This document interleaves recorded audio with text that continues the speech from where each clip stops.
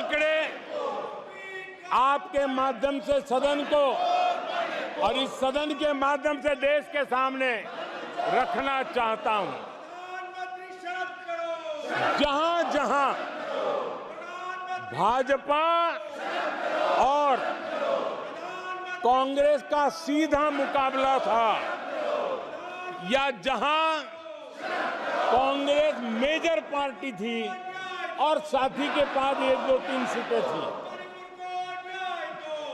वहां कांग्रेस का strike rate सिर्फ और सिर्फ 26% है, 26% है।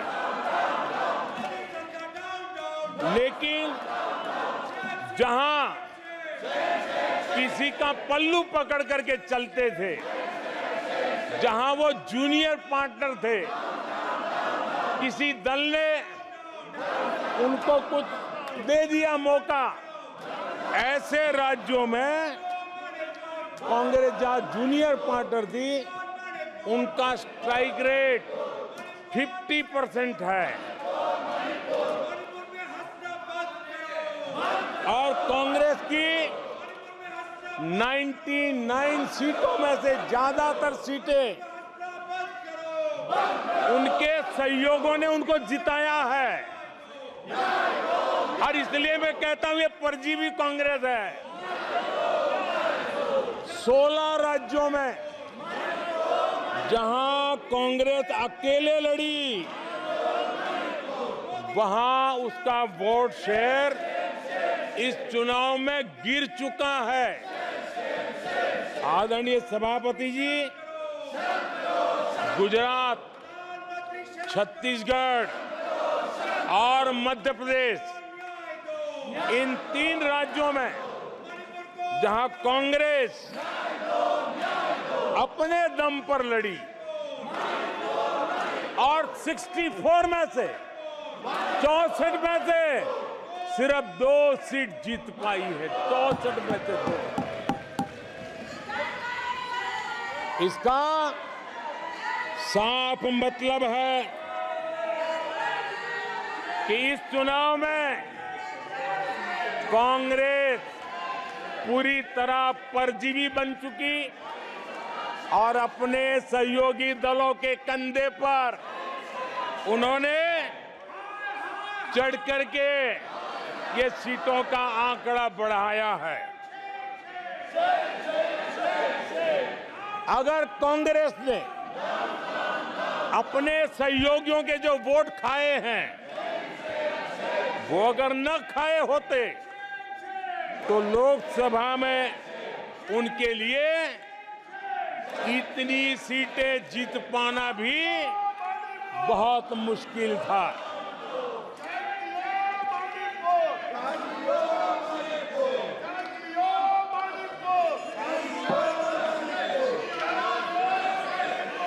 आदरणीय सभापति जी,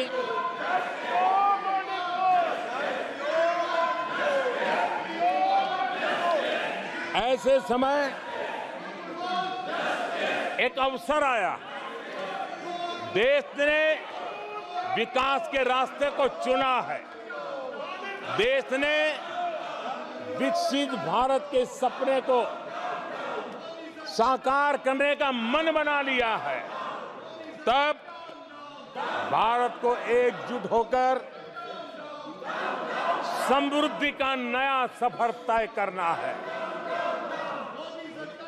ऐसे समय ये देश का दुर्भाग्य है कि हिंदुस्तान में 6 दशक तक राज करने वाली कांग्रेस पार्टी अराजकता फैलाने में जुटी हुई है। ये दक्षिण में जाकर उत्तर के लोगों के खिलाफ बोलते हैं, ये उत्तर में जाकर के पश्चिम के खिलाफ जहर उगलते हैं, पश्चिम के लोगों के खिलाफ बोलते हैं, महापुरुषों के खिलाफ बोलते हैं। इन्होंने भाषा के आधार पर बांटने की हर कोशिश की है। जिन नेताओं ने देश के हिस्से को भारत से अलग करने की वकालत की थी, उनको संसद की टिकट देने तक का दुर्भाग्य हमें देखना पड़ा, जो कांग्रेस पार्टी ने पाप किया। कांग्रेस पार्टी खुलेआम एक जाति को दूसरी जाति के खिलाफ लड़ाने के लिए रोज नई नैरेटिव गढ़ रही है, नए तय अफवाहें फैला रही है। आदरणीय सभापति जी, देश के एक हिस्से के लोगों को हीन बताने की प्रवृत्ति का भी कांग्रेस के लोग बढ़ावा दे रहे हैं। आदरणीय सभापति जी, कांग्रेस देश में आर्थिक अराजकता फैलाने की दिशा में भी सोची समझी चाल चल रही है। चुनाव के दौरान जो बातें की गई, राज्यों में, उनके राज्यों में जिस प्रकार से आर्थिक कदम ये उठा रहे हैं, ये वो रास्ता आर्थिक अराजकता की तरफ देश को घसीटने वाला है। उनके राज्य देश पर आर्थिक बोझ बन जाए, ये खेल जानबूझ करके खेला जा रहा है। मंचों से साफ साफ घोषणा की गई, अगर इनके मन का परिणाम नहीं आया, 4 जून को देश में आग लगा दी जाएगी, लोग इकट्ठे होंगे, अराजकता फैलाएंगे। ये अधिकृत रूप से आह्वान किए गए, ये अराजकता फैलाना इनका मकसद है। भारत की लोकतांत्रिक प्रक्रिया को सवालों के घेरे में लाकर अराजकता फैलाने का प्रयास किया गया है। सीएए को लेकर जो अराजकता फैलाई गई, देश के लोगों में गुमराह करने का जो खेल खेला गया, पूरी इकोसिस्टम इस बात को बल देती रही ताकि उनके राजनीतिक मकसद पूरे हो। आदरणीय सभापति जी, देश को दंगों में झोंकने के भी कुत्सित प्रयास पूरे देश ने देखे हैं। आदरणीय सभापति जी,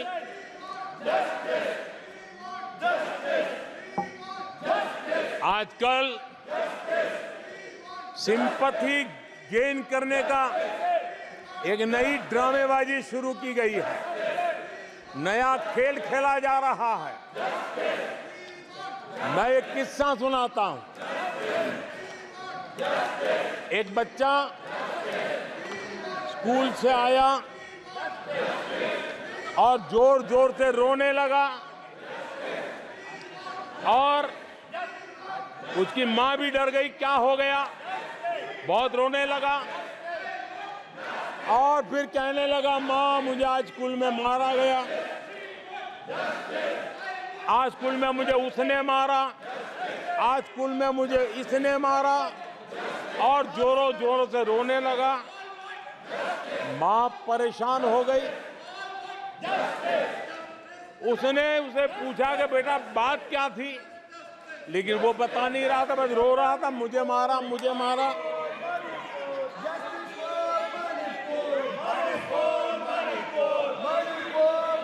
बच्चा ये नहीं बता रहा था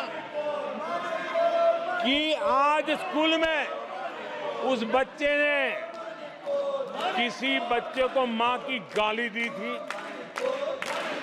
उसने ये नहीं बताया किसी बच्चे की किताबें उसने फाड़ दी थी। उसने ये नहीं बताया कि उसने टीचर को चोर कहा था। उसने ये नहीं बताया कि किसी का टिफिन चुरा करके खा गया था। हमने कल सदन में यही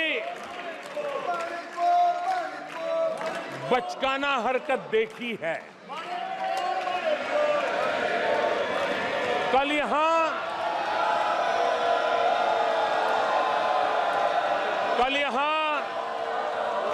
बालक बुद्धि का विलाप चल रहा था। मुझे मारा गया, मुझे इसने मारा, मुझे उसने मारा, मुझे यहां मारा, मुझे वहां मारा, ये चल रहा था। आदरणीय सभापति जी, सिंपैथी हासिल करने के लिए ये नया ड्रामा चलाया गया है। लेकिन देश ये सच्चाई जानते हैं कि ये हजारों करोड़ रुपए उसकी हेराफेरी के मामले में जमानत पर बाहर है।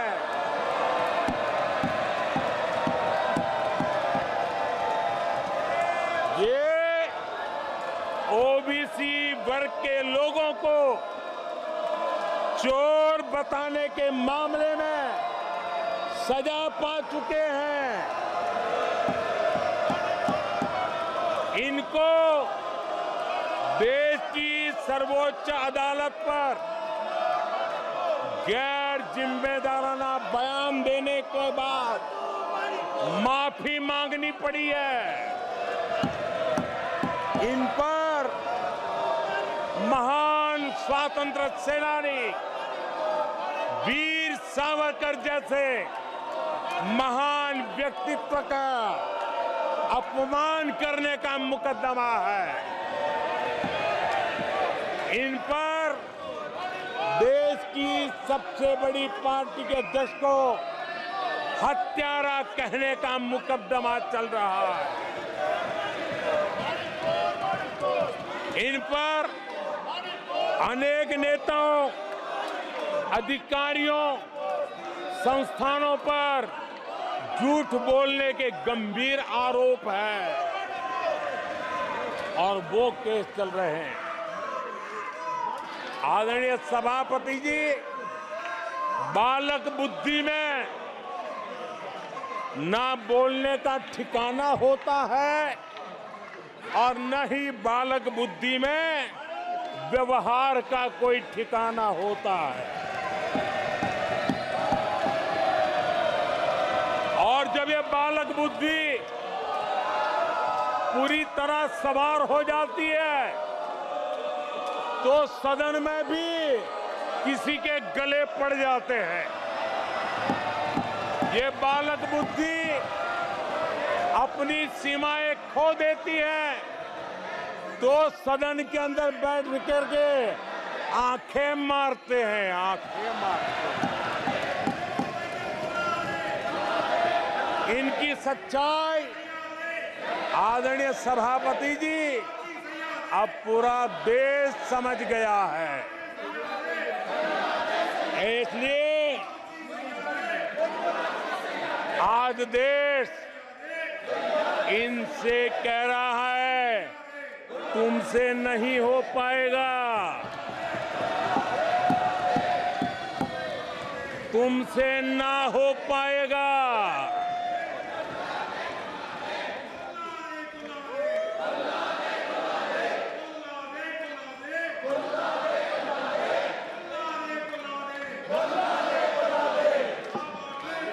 बैठिए प्लीज।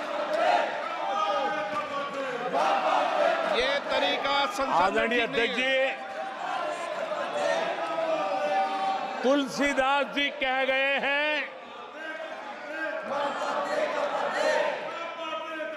अखिलेश जी तुलसीदास जी कह गए हैं, जूठई लेना, जूठई देना, जूठई भोजन, जूठई चबेना। तुलसीदास जी ने कहा है, जूठई लेना, जूठई देना, जूठई भोजन, जूठई चबेना। कांग्रेस ने झूठ को राजनीति का हथियार बनाया। कांग्रेस के मुंह झूठ लग गया है।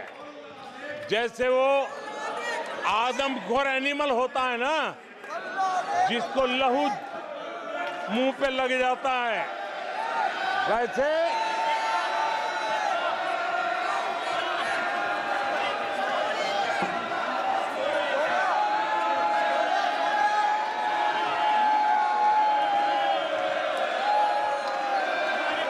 आदरणीय सभापति जी, कांग्रेस के मुंह झूठ का खून लग गया है। देश ने कल 1 जुलाई को खटाखट दिवस भी मनाया है।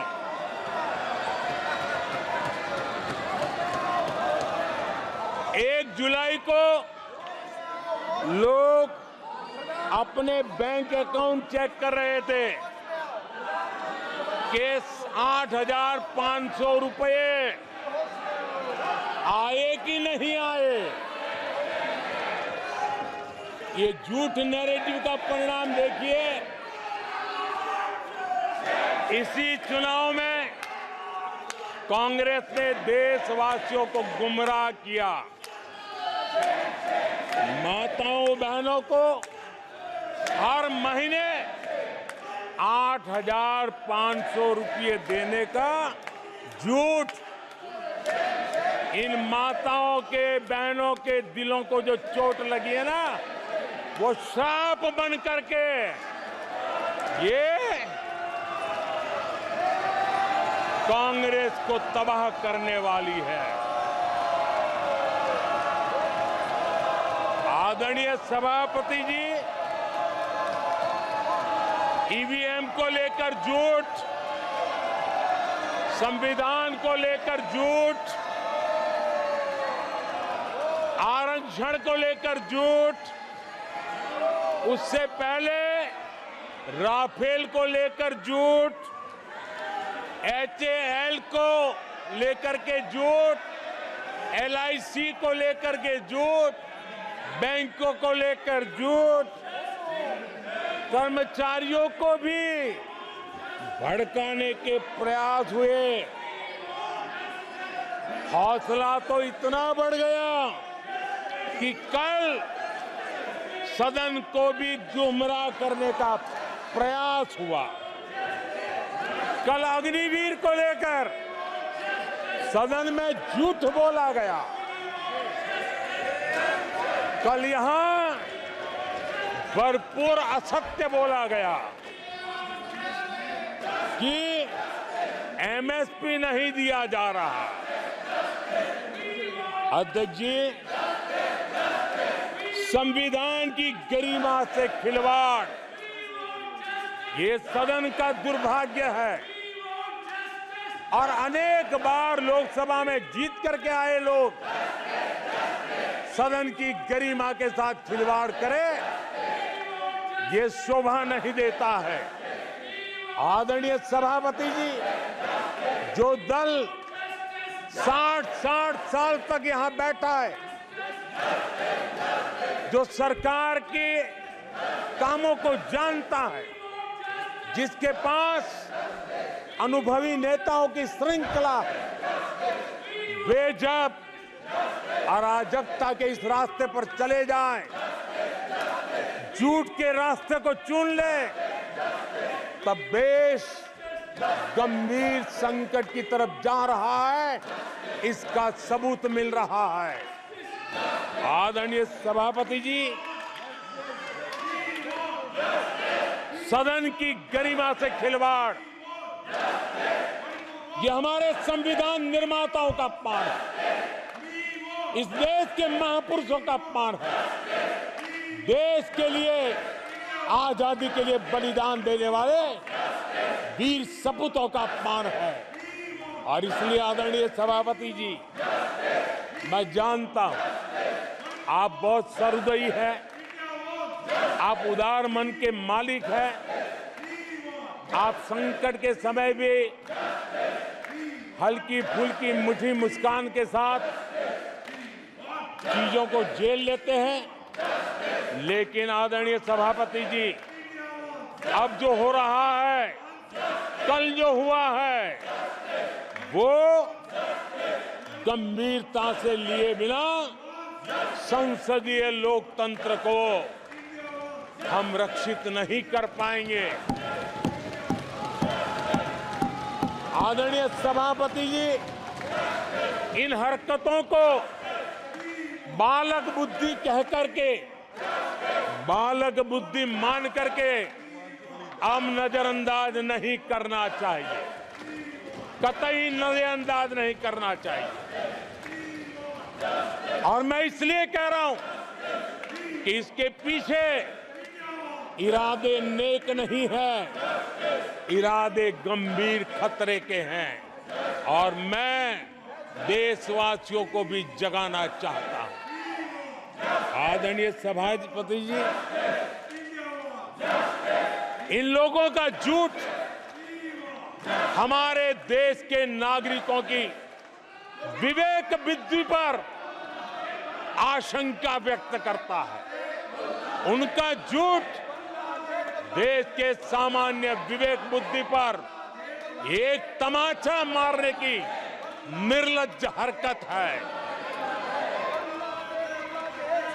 आदरणीय सभापति जी, ये हरकतें देश की महान परंपराओं पर तमाचा है। आदरणीय सभापति जी, इस सदन की गरिमा बचाने का बहुत बड़ी जिम्मेदारी आप पर है। सदन में शुरू हुई झूठ की परंपरा पर कठोर कार्रवाई करेंगे, ये देशवासियों की भी और इस सदन की भी अपेक्षा है। आदरणीय सभापति जी, कांग्रेस ने संविधान और आरक्षण पर भी हमेशा झूठ बोला है। आज मैं 140 करोड़ देशवासियों के सामने सच्चाई रखना चाहता हूं, बड़ी नम्रता पूर्वक रखना चाहता हूं। देशवासियों ने भी इस सत्य को जानना बहुत जरूरी है। आदरणीय सभापति जी, आपातकाल इमरजेंसी का 50वां वर्ष है। इमरजेंसी सिर पर सिर्फ सत्ता के लोभ के खातिर, तानाशाही मानसिकता के कारण देश पर थोपा गया तानाशाही शासन था। और कांग्रेस क्रूरता की सभी हदें पार कर चुकी है। उसने अपने ही देशवासियों पर क्रूरता का पंजा फैलाया था और देश के ताने बाने को छिन्न विच्छिन्न करने का पाप किया था। आदरणीय सभापति जी, सरकारों को गिराना, मीडिया को दबाना, हर कारनामे संविधान की भावना के खिलाफ, संविधान की धाराओं के खिलाफ, संविधान के एक एक शब्द के खिलाफ थे। ये वो लोग हैं जिन्होंने प्रारंभ से देश के दलितों के साथ, देश के पिछड़ों के साथ घोर अन्याय किया है।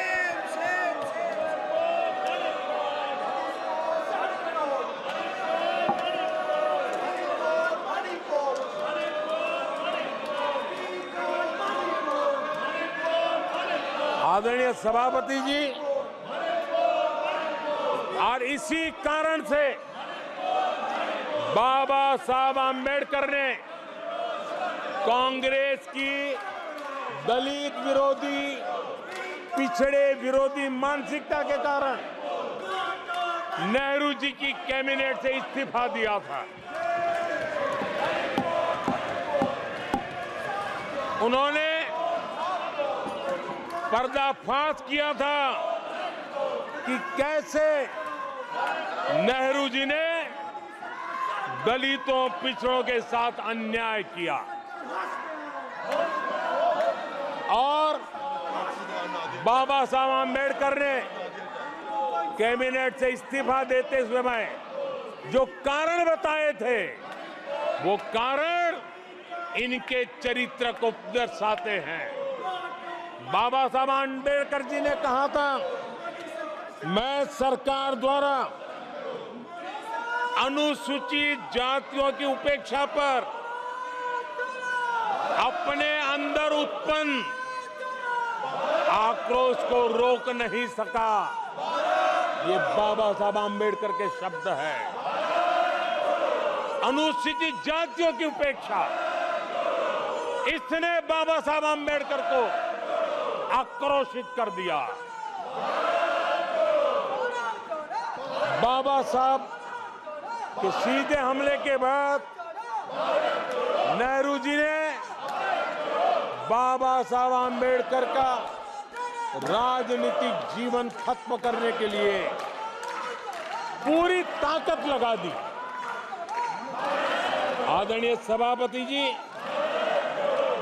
पहले षड्यंत्र पूर्वक बाबा साहब आंबेडकर को चुनाव में हरवाया गया।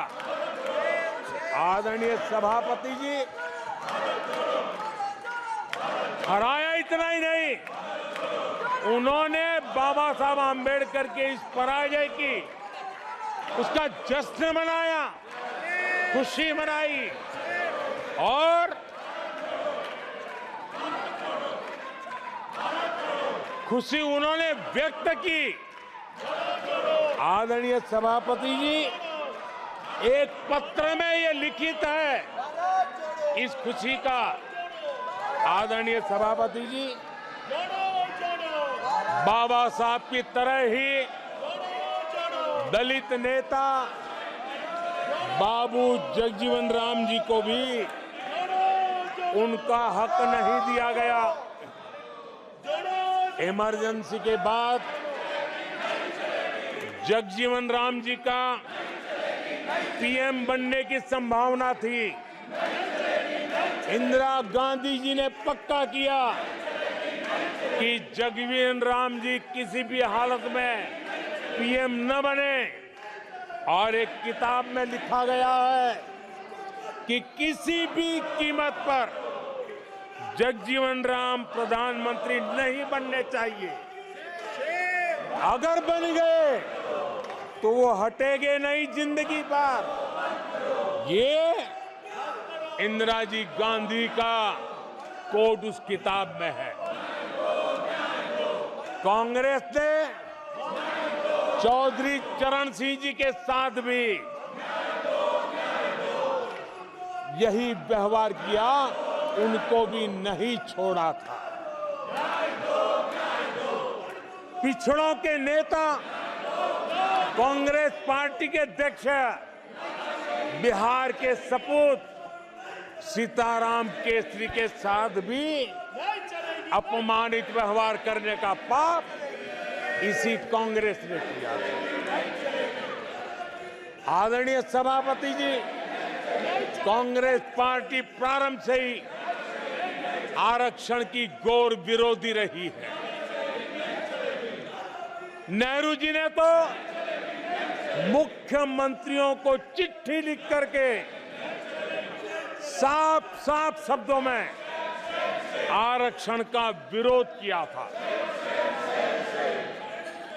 कांग्रेस के एक प्रधानमंत्री श्रीमती इंदिरा गांधी जी ने मंडल कमीशन का रिपोर्ट ठंडे बक्से में सालों तक दबाए रखा था। आदरणीय सभापति जी, कांग्रेस पार्टी के तीसरे प्रधानमंत्री श्रीमान राजीव गांधी, और जब विपक्ष में थे उनका सबसे लंबा भाषण आरक्षण के खिलाफ था। वो आज भी संसद के रिकॉर्ड में उपलब्ध है। और इसलिए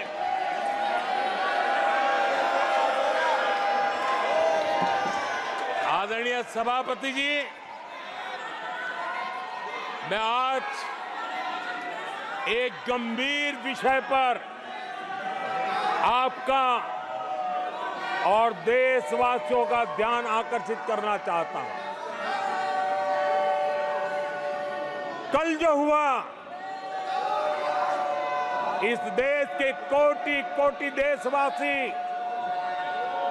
आने वाली सदियों तक माफ नहीं करेंगे। आदरणीय सभापति जी, 131 साल पहले, 131 ईयर पहले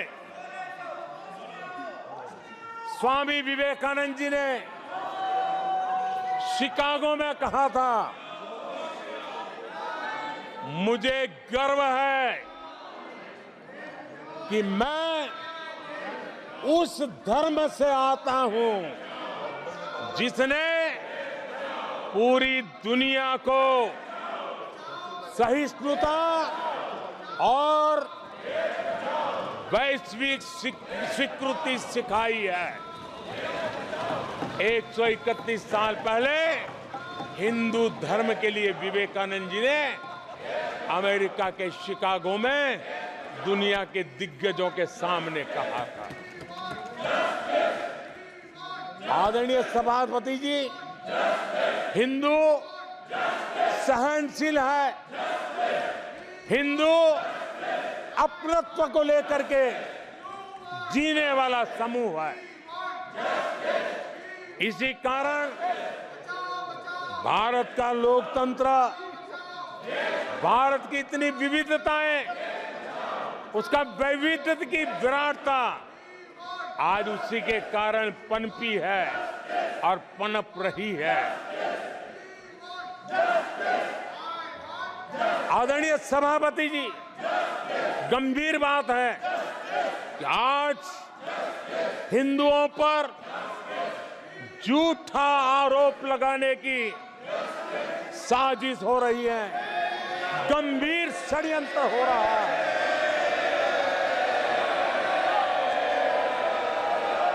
आदरणीय सभापति जी,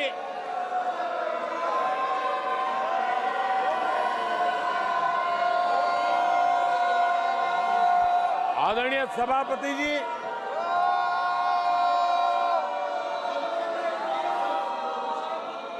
ये कहा गया हिंदू हिंसक होते हैं? ये है आपके संस्कार, ये है आपका चरित्र, ये है आपकी सोच, ये है आपकी नफरत इस देश के हिंदुओं के साथ। ये करने में आदरणीय सभापति जी, ये देश शताब्दियों तक इसे भूलने वाला नहीं है।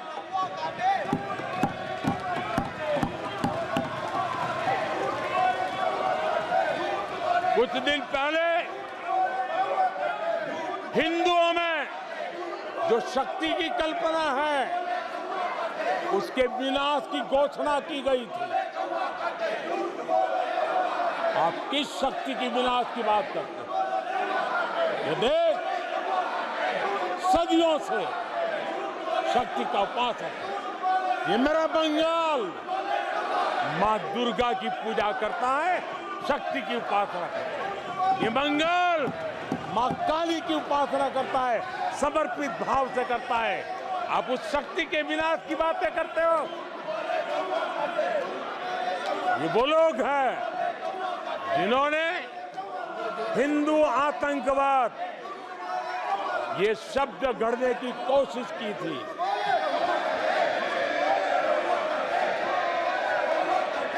इनके साथी हिंदू धर्म को उसकी तुलना डेंगू, मलेरिया ऐसे शब्दों से करें और ये लोग तालियां बजाएं, ये देश कभी माफ नहीं करेगा। आदरणीय सभापति जी, एक सोची समझी रणनीति के तहत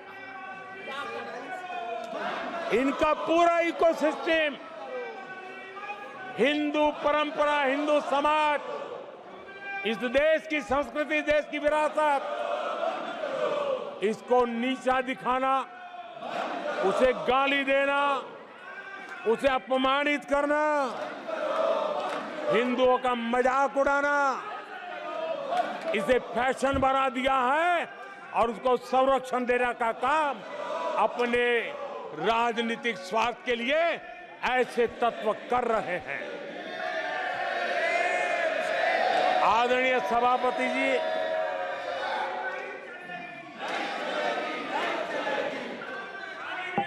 माननीय सदस्य प्लीज। आदरणीय सभापति जी, हम बचपन से सीखते हुए आए हैं, गांव का हो, शहर का हो, गरीब हो, अमीर हो, इस देश का हर बच्चा ये जानता है ईश्वर का हर रूप, आदरणीय सभापति जी, ईश्वर का हर रूप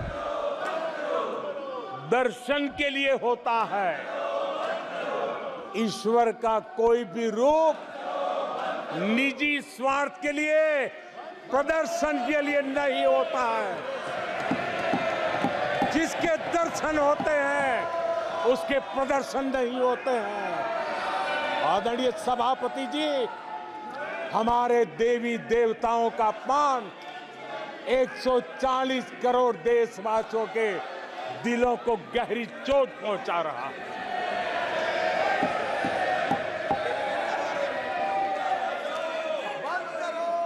निजी राजनीतिक स्वार्थ के लिए ईश्वर के रूपों का इस प्रकार से खेल, आदरणीय सभापति जी, ये देश कैसे माफ कर सकता है? आदरणीय सभापति जी, सदन के कल के दृश्यों को देख करके अब हिंदू समाज को भी सोचना होगा, क्या ये अपमानजनक बयान संयोग है या कोई प्रयोग की तैयारी है?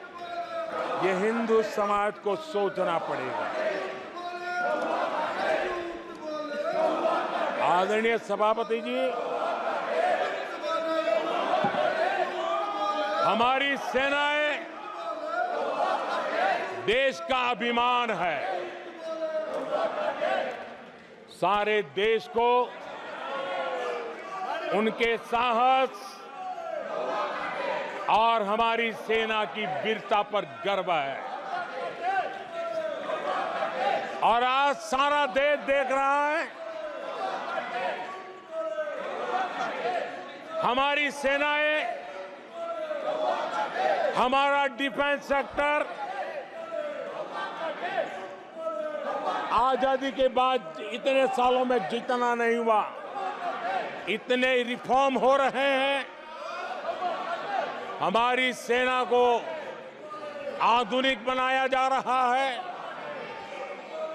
हर चुनौती को हमारी सेना मुंह तोड़ जवाब दे सके, इसलिए युद्ध के सामर्थ्य वाली सेना बनाने के लिए हम भरपूर प्रयास कर रहे हैं, रिफॉर्म कर रहे हैं, कदम उठा रहे हैं, देश की सुरक्षा का मकसद लेकर के। बीते कुछ सालों में बहुत सारी चीजें बदली है। सीडीएस का पद बनने के बाद इंटीग्रेशन और सशक्त हुआ है। आदरणीय सभापति जी, हमारी सशस्त्र सेनाओं के बीच उनके सहयोग से जो लंबे समय से युद्ध शास्त्र के निष्णातों का मत था कि भारत में थिएटर कमांड जरूरी है, आज मैं संतोष के साथ कह सकता हूं कि सीडीएस व्यवस्था बनने के बाद देश में सुरक्षा के लिए जरूरी थिएटर कमांड की दिशा में प्रगति हो रही है। आदरणीय सभापति जी, आत्मनिर्भर भारत, उसमें हमारी सेना को आत्मनिर्भर बनाना, उसकी भी बहुत बड़ी महत्वपूर्ण भूमिका निभाई जा रही है। हमारी देश की सेना युवा होनी चाहिए। सेना दुश्मनों के दांत खट्टे करने के लिए होती है। हमें हमारे युवाओं पर भरोसा होना चाहिए। सेना में युवाओं की ताकत बढ़ानी चाहिए और इसलिए हम लगातार युद्ध योग्य सेना बनाने के लिए रिफॉर्म कर रहे हैं। समय पर रिफॉर्म न करने के कारण हमारी सेना का बहुत नुकसान हुआ है, लेकिन ये सार्वजनिक बातें कहने योग्य नहीं होने के कारण मैं मेरे मुंह को ताला लगा करके बैठा हूं। आदरणीय सभापति जी, देश की सुरक्षा एक गंभीर मसला होता है। आदरणीय सभापति जी, ऐसे रिफॉर्म्स का उद्देश्य किसी भी परिस्थिति में, अब युद्ध के रूप बदल रहे हैं, संसाधन बदल रहे हैं, शस्त्र बदल रहे हैं, टेक्निक बदल रही है। ऐसे में हमें हमारी सेनाओं को उसी चुनौतियों के अनुरूप तैयार करना, ये बहुत बड़ी जिम्मेवारी होती है, जिसको निभाने के लिए गालियां खा करके भी, झूठे आरोप सह करके भी, मुंह पर ताला लगा करके हम काम कर रहे हैं। ऐसे समय देश की सेना को आधुनिक बनाना, सशक्त बनाने के ऐसे समय कांग्रेस क्या कर रही है? ये झूठ फैला रहे हैं। ये डिफेंस रिफॉर्म्स के प्रयासों को कमजोर करने का षड्यंत्र कर रहे हैं। आदरणीय सभापति जी, दरअसल कांग्रेस के लोग कभी भी भारतीय सेनाओं को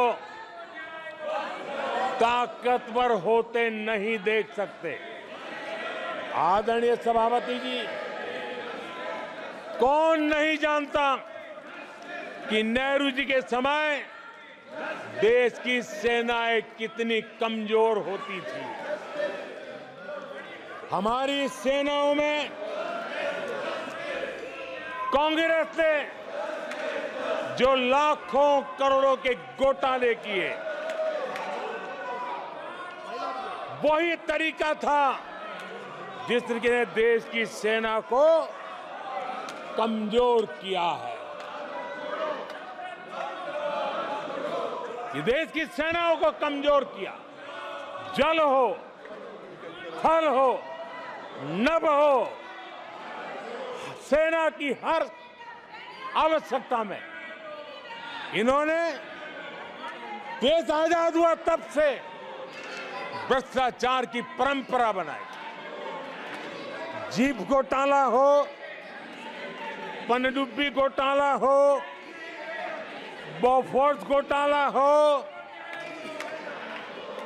इन सारे घोटालों ने देश की सेना की ताकत को बढ़ने से रोका है। वो भी एक वक्त था आदरणीय सभापति जी, कांग्रेस के जमाने में हमारी सेनाओं के पास बुलेट प्रूफ जैकेट भी नहीं हुआ करते थे।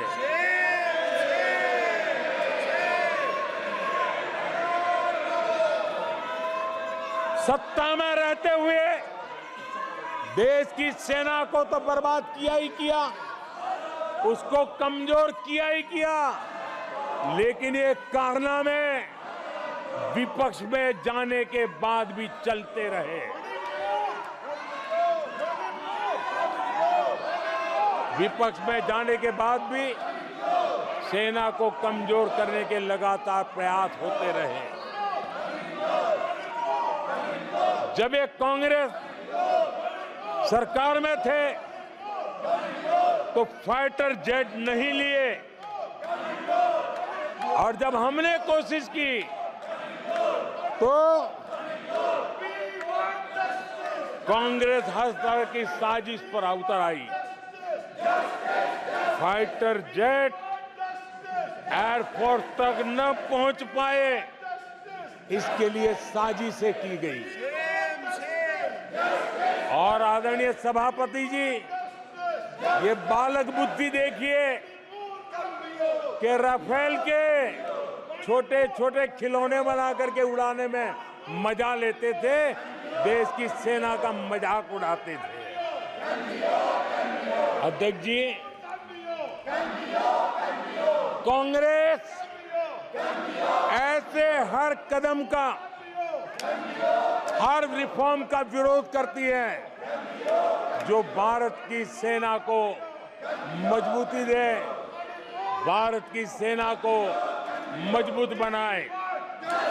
माननीय सदस्यों, सभा की कार्रवाई माननीय प्रधानमंत्री जी के भाषण तक के लिए बढ़ाई जाती है और सभा की कार्रवाई सारी कार्रवाई पूरे होने तक बढ़ाई जाती है।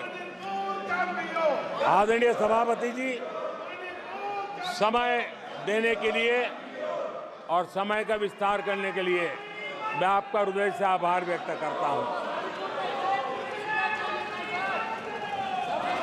आदरणीय सभापति जी, अब कांग्रेस के लोगों को ये पता चल गया है कि हमारे नौजवानों की ऊर्जा, हमारे सैनिकों का आत्मबल ही हमारे सशस्त्र बलों की सबसे बड़ी शक्ति है। और अब इस पर हमला करके और एक नया तरीका सेना में भर्ती को लेकर सरासर झूठ फैलाया जा रहा है, ताकि लोग, मेरे देश के नौजवान मेरे देश की रक्षा करने के लिए सेना में न जाए, उनको रोकने के लिए षड्यंत्र हो रहा है। आदरणीय सभापति जी, मैं इस सदन के माध्यम से जानना चाहता हूं, आखिर किसके लिए कांग्रेस हमारी सेनाओं को कमजोर करना चाहती है?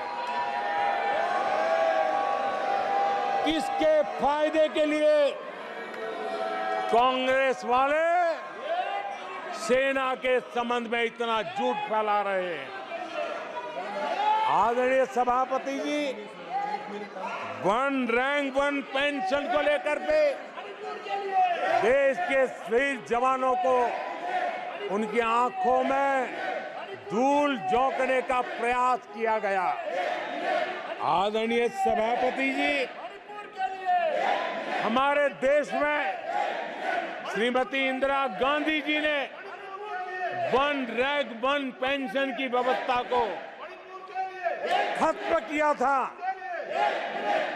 दशकों तक कांग्रेस ने वन रैंक वन पेंशन को लागू नहीं होने दिया और चुनाव जब आए तो 500 करोड़ रुपया दिखाकर निवृत्त सेना नायकों को मूर्ख बनाने की कोशिशें भी की गई, लेकिन उनका इरादा था हो सके उतना वन रैंक वन पेंशन को टालते रहना। एनडीए सरकार ने वन रैंक वन पेंशन लागू की और आदरणीय सभापति जी, भारत के पास संसाधन कितने ही सीमित क्यों न हो, लेकिन उसके बावजूद भी, कोरोना की कठिन लड़ाई के बावजूद भी 1,20,000 करोड़ रुपए हमारे पूर्व सैनिकों को वन रैंक वन पेंशन के रूप में दिए गए। प्लीज, नो, ये तरीका ठीक नहीं है। नो, ये गलत तरीका। प्लीज, माननीय सदस्य, ये तरीका ठीक नहीं है। आप संसदीय परंपराओं का पालन करें। आदरणीय सभापति जी, आदरणीय राष्ट्रपति महोदय ने अपने उद्घोषण में पेपर लीक पर भी चिंता जताई है।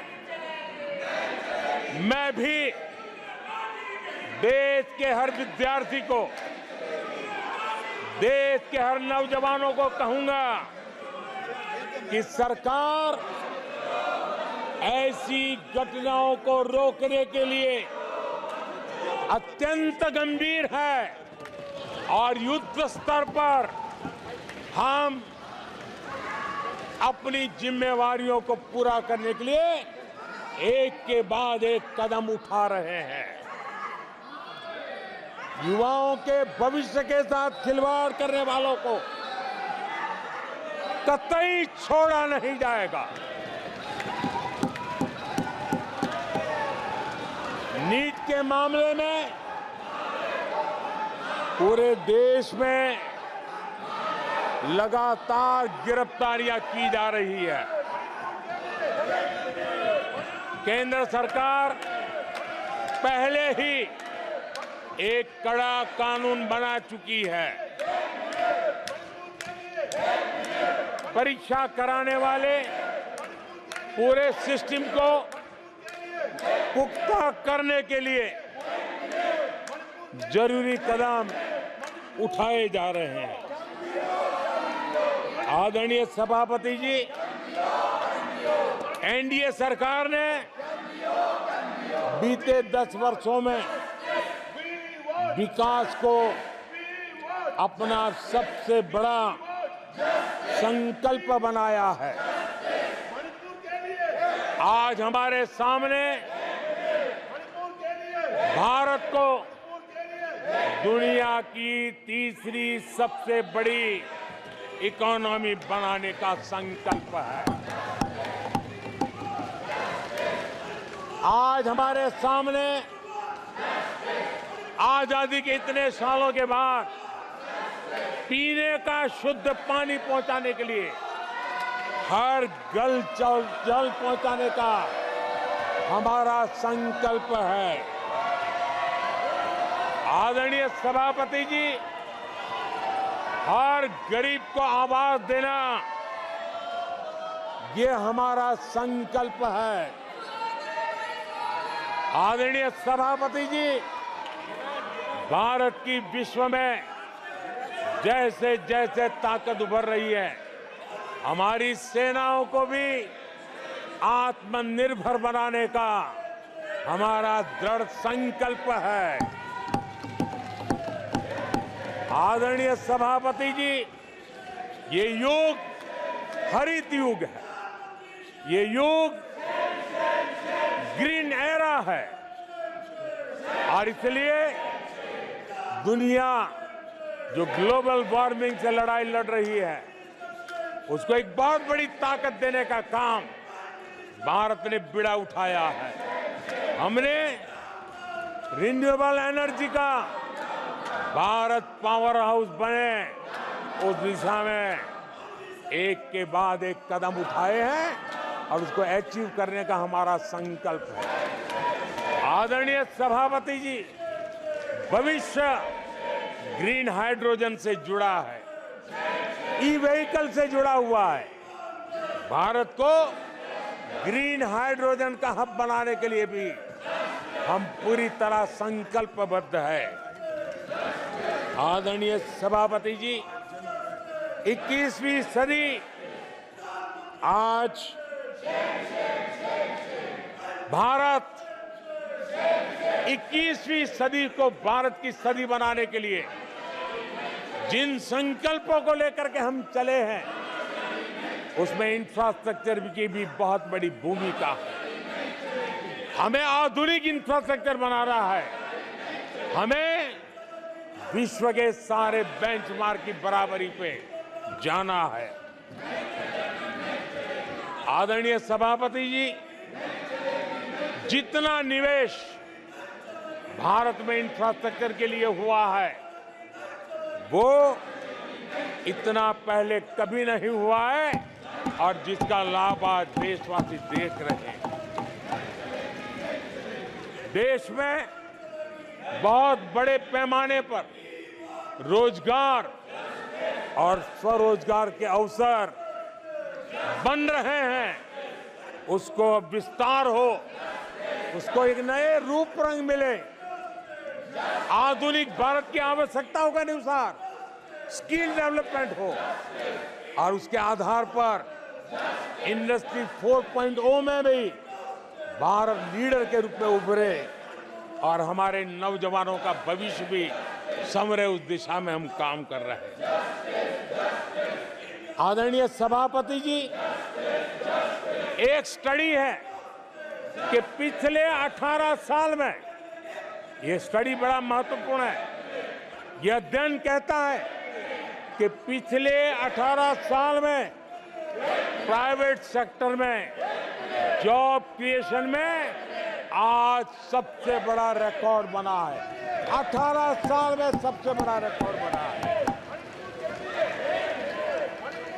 आदरणीय सभापति जी, आज भारत डिजिटल पेमेंट सिस्टम पूरी दुनिया में एक उदाहरण बना है। विश्व के लोग, मैं G20 समूह में जब भी गया, भारत की डिजिटल इंडिया मूवमेंट को लेकर के, डिजिटल पेमेंट को लेकर के विश्व के समृद्ध देशों को भी अचरज होता है और बड़ी जिज्ञासा के साथ हमें सवाल पूछते हैं। ये भारत की सफलता की बहुत बड़ी कहानी है। माननीय सदस्य प्लीज, ये तरीका ठीक नहीं है। नो। आदरणीय सभापति जी,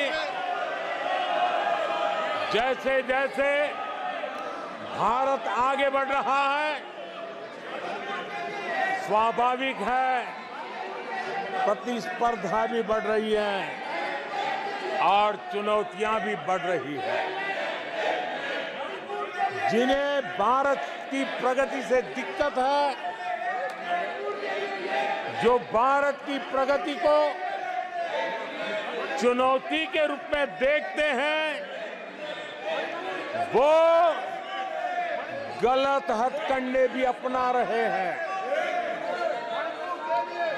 ये ताकतें भारत की डेमोक्रेसी,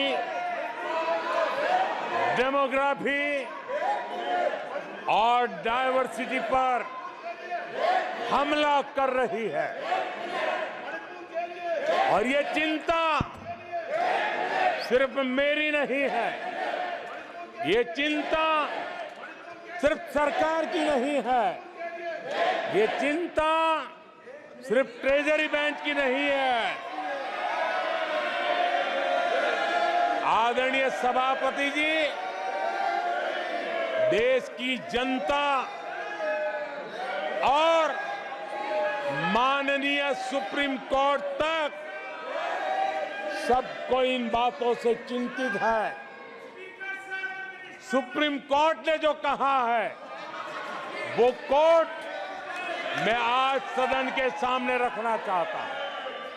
सुप्रीम कोर्ट का एक कोर्ट देश के करोड़ों करोड़ लोगों के लिए भी कैसे कैसे संकट आने की संभावनाएं दिख रही है, इसकी तरफ इशारा करता है।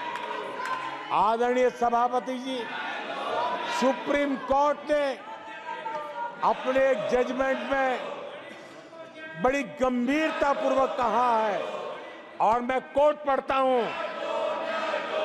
ऐसा लगता है इस महान देश की प्रगति पर, ऐसा लगता है कि इस महान देश की प्रगति पर संदेह प्रकट करने, उसे कम करने और हर संभव मोर्चे पर उसे कमजोर करने का एक ठोस प्रयास किया जा रहा है। ये सुप्रीम कोर्ट की बात पढ़ रहा हूं। सुप्रीम कोर्ट आगे कह रही है, इस तरह के किसी भी प्रयत्न या प्रयास को आरंभ में ही रोक दिया जाना चाहिए। देश की सुप्रीम कोर्ट का एक कोर्ट है। आदरणीय सभापति जी, सुप्रीम कोर्ट ने जो भावना व्यक्त की है, इस पर हम यहां वाले या वहां वाले, सदन में है उन्होंने, सदन के बाहर है उन्होंने, सबको गंभीरता से विचार करने की आवश्यकता है। आदरणीय सभापति जी, भारत में भी कुछ लोग हैं जो ऐसी ताकतों की मदद कर रहे हैं। देशवासियों को ऐसी ताकतों से सतर्क रहने की जरूरत है।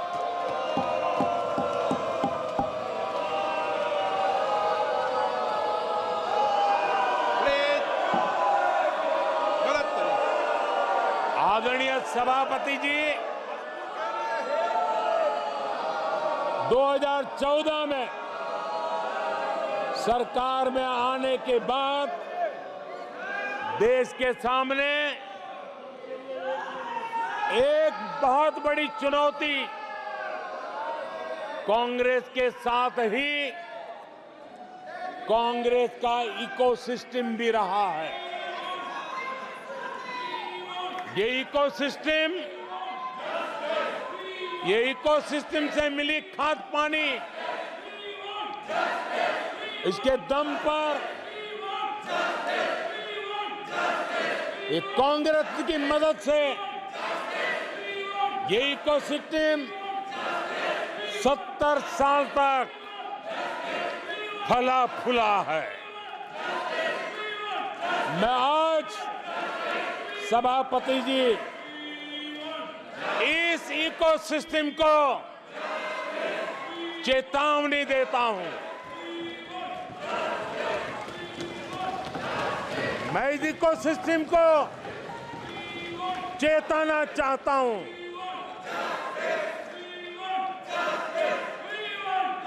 इकोसिस्टम की जो हरकतें हैं, जिस तरह इकोसिस्टम ने ठान लिया है कि देश की विकास यात्रा को रोक देंगे, देश की प्रगति को डिरेल कर देंगे, मैं आज इकोसिस्टम को बता देना चाहता हूं,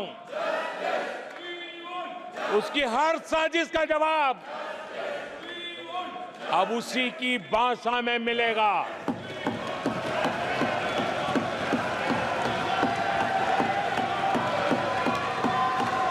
यह देश विरोधी साजिशों को कभी भी स्वीकार नहीं करेगा।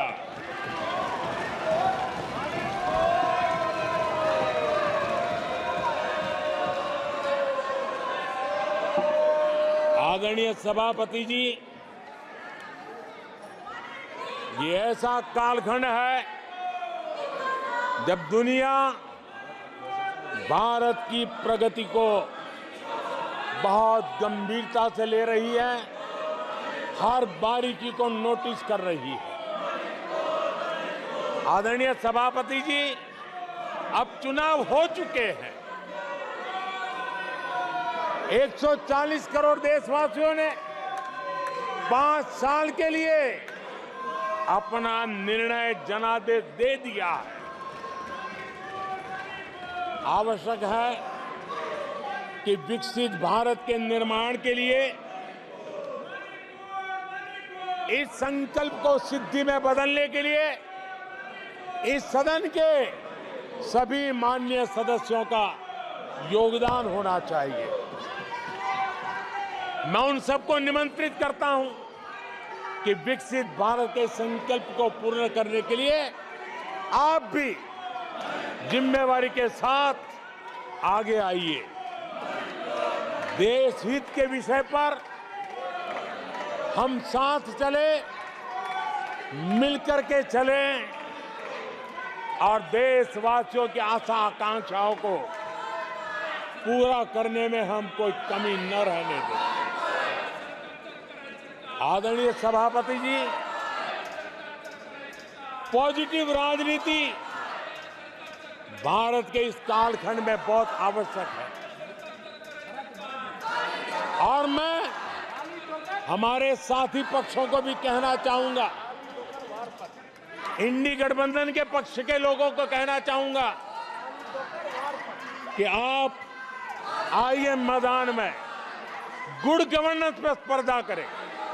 जहां जहां आपकी सरकारें हैं वो एनडीए की सरकारों के साथ गुड गवर्नेंस पर स्पर्धा करें, डिलीवरी में स्पर्धा करें, लोगों की आकांक्षा पूरी करने पर स्पर्धा करें। देश का भला होगा, आपका भी भला होगा। आदरणीय सभापति जी, आप अच्छे कामों के लिए एनडीए के साथ स्पर्धा करें। आप रिफॉर्म्स के मामले में हिम्मत करें। जहां जहां आपकी सरकारें हैं वो रिफॉर्म से कदम बढ़ाएं और वो विदेशी निवेश को आकर्षित करें। अपने अपने राज्यों में विदेशी निवेश ज्यादा आए, इसके लिए प्रयास करें। उनको ये अवसर है, उनके पास राज्यों में कुछ सरकारें हैं और इसके लिए वो भाजपा की सरकारों से स्पर्धा करें, एनडीए की सरकारों से स्पर्धा करें, सकारात्मक स्पर्धा करें। जिन लोगों को जहां सेवा करने का मौका मिला है वहां पे वे रोजगार के लिए स्पर्धा करें। कौन सरकार ज्यादा रोजगार देती है उस स्पर्धा के लिए मैदान में आए, एक तंदुरुस्त स्पर्धा हो। साथी आदरणीय सभापति जी, हमारे यहाँ भी कहा है कि गहना कर्मणो गति ही, गहना कर्मणो गति है, यानी कर्म की गति गहन है। इसलिए आक्षेप, झूठ, फरेब, डिबेट ऐसी जीतने के बजाय कर्म से, कुशलता से, समर्पण भाव से, सेवा भाव से जरा लोगों के दिल जीतने के लिए कोशिश होनी चाहिए। आदरणीय सभापति जी, मैंने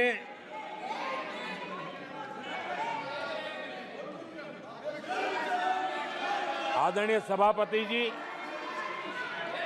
इस समय चर्चा के बीच अभी मुझे एक दुखद खबर भी दी गई है। यूपी के हाथरस में जो भगदड़ हुई उसमें अनेकों लोगों की दुखद मृत्यु होने की जानकारी आ रही है। जिन लोगों की इस हादसे में जान गई है, मैं उनके प्रति अपनी संवेदना व्यक्त करता हूं। मैं सभी घायलों के जल्द से जल्द ठीक होने की कामना करता हूं। राज्य सरकार की देखरेख में प्रशासन राहत और बचाव कार्य में जुटा हुआ है। केंद्र सरकार के वरिष्ठ उत्तर प्रदेश सरकार के लगातार संपर्क में है। मैं इस सदन के माध्यम से सभी को यह भरोसा देता हूं कि पीड़ितों की हर तरह से मदद की जाएगी। आदरणीय सभापति जी,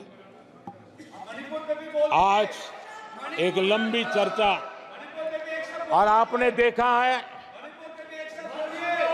मैं पहली बार लोकसभा में प्रधानमंत्री के रूप में यहाँ सेवा के लिए आप लोगों ने अवसर दिया, तब भी मुझे ऐसा ही मुकाबला करना पड़ा था। 2019 में भी मुझे ऐसा ही मुकाबला करना पड़ा। मुझे राज्यसभा में भी ऐसा ही मुकाबला करना पड़ा और इसलिए अब तो ये भी बड़ा मजबूत हो गया है। मेरा हौसला भी मजबूत है, मेरी आवाज भी मजबूत है और मेरे संकल्प भी मजबूत है।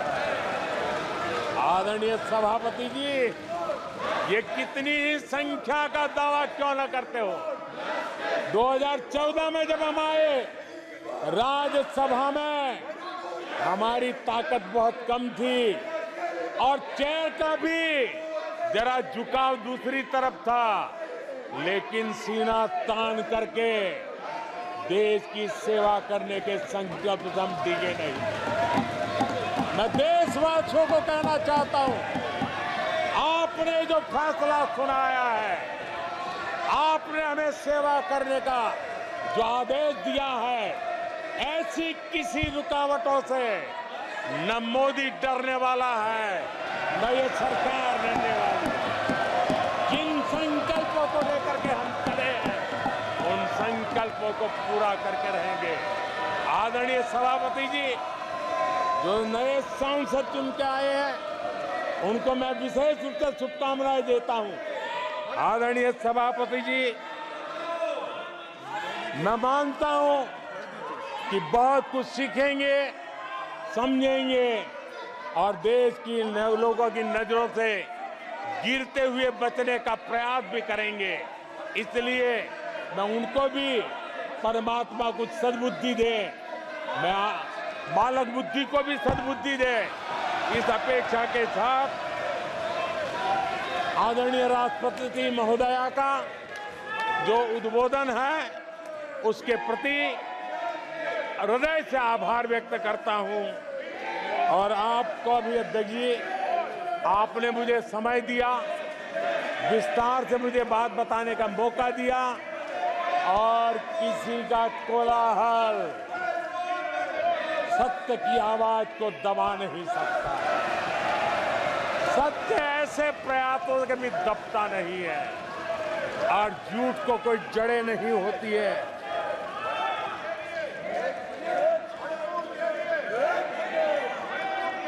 आदरणीय सभापति जी,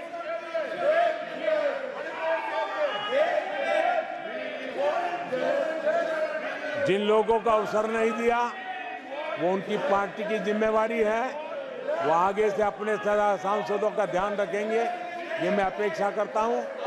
आदरणीय सभापति जी, मैं इस सदन का भी धन्यवाद करते हुए, मुझे बहुत आनंद आया, आज बहुत आनंद आया। सत्य की ताकत क्या होती है, वो आज मैंने जी करके देखा है। सत्य का सामर्थ्य क्या होता है, उसको मैंने आज उसका साक्षात्कार किया। और इसलिए सभापति जी, मैं आपका हृदय से आभार व्यक्त करता हूं। बहुत बहुत धन्यवाद।